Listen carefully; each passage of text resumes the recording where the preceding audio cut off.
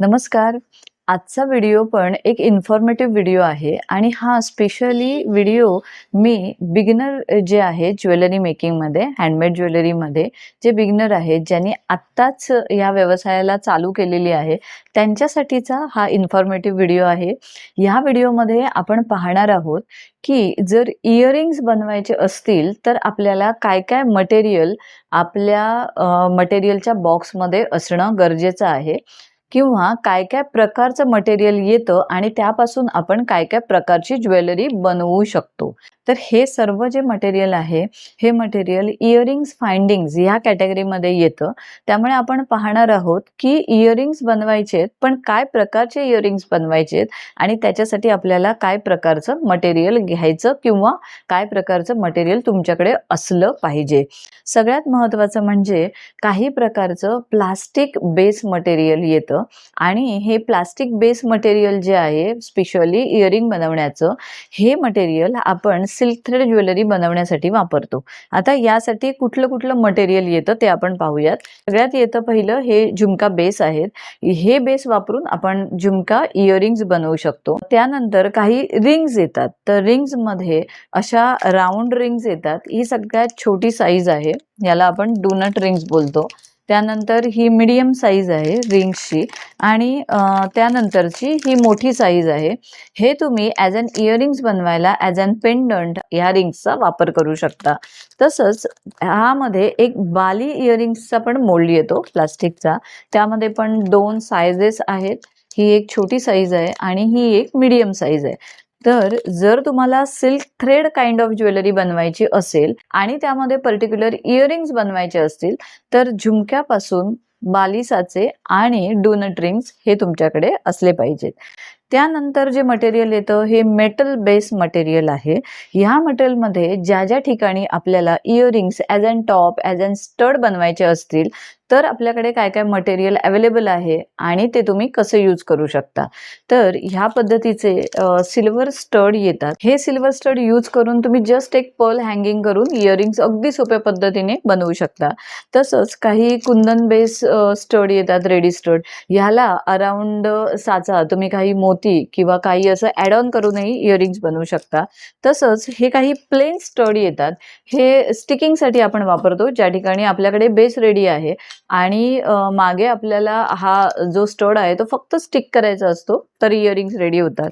त्यानंतर आपल्याकडे 2 प्रकारचे कुडीचे साचे आहेत. ह्याच्यामध्ये आपण पर्ल्स वेगवेगळ्या पद्धतीने यूज करून कुडी बेस इयरिंग्स आपण बनवू शकतो.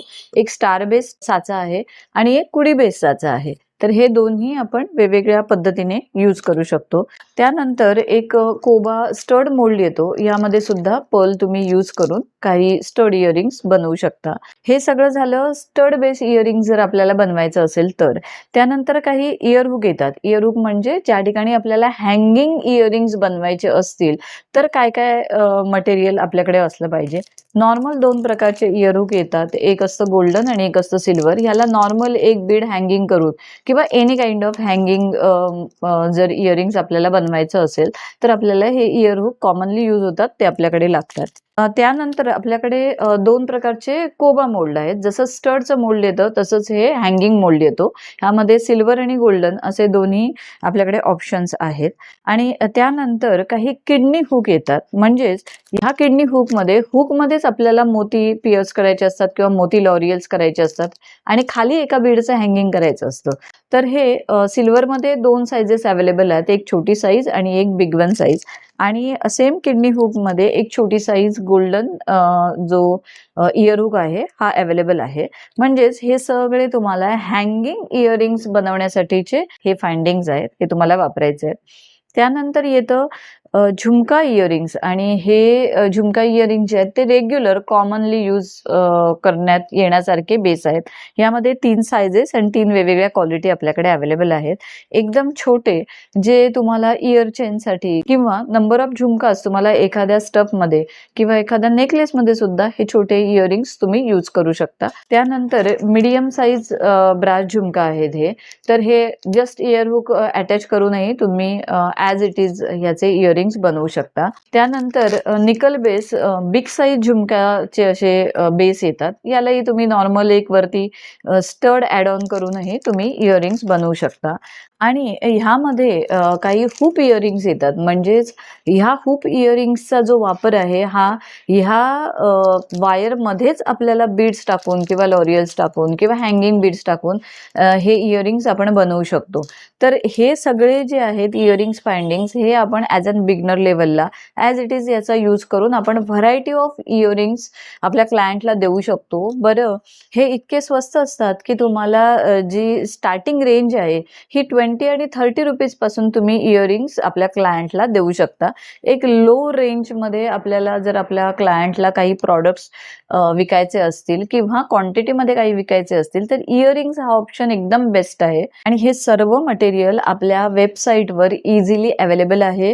वेबसाईटमध्ये इयरिंग फाइंडिंग्स म्हणून एक वेगळी कॅटेगरी आहे आणि या कॅटेगरीमध्ये तुम्हाला हे सगळं मटेरियल अवेलेबल आहे. तुम्हाला ह्या सर्व मटेरियलची लिंक जर एका क्लिकवर हवी असेल तर तुम्ही ह्या व्हिडिओच्या खाली कॉमेंट करा इयरिंग्स आणि पूर्ण इयरिंग फाइंडिंग्सची जी लिंक आहे ती आपण तुम्हाला DM करू. असेच इन्फॉर्मेटिव्ह काही व्हिडिओज आपण ह्यानंतरही तुमच्यासाठी घेऊन येणार आहोत. तर तुम्ही असेच भावा मार्टशी कनेक्टेड राहा. आपण नक्की भेटू नेक्स्ट व्हिडिओमध्ये. Thanks for watching my video.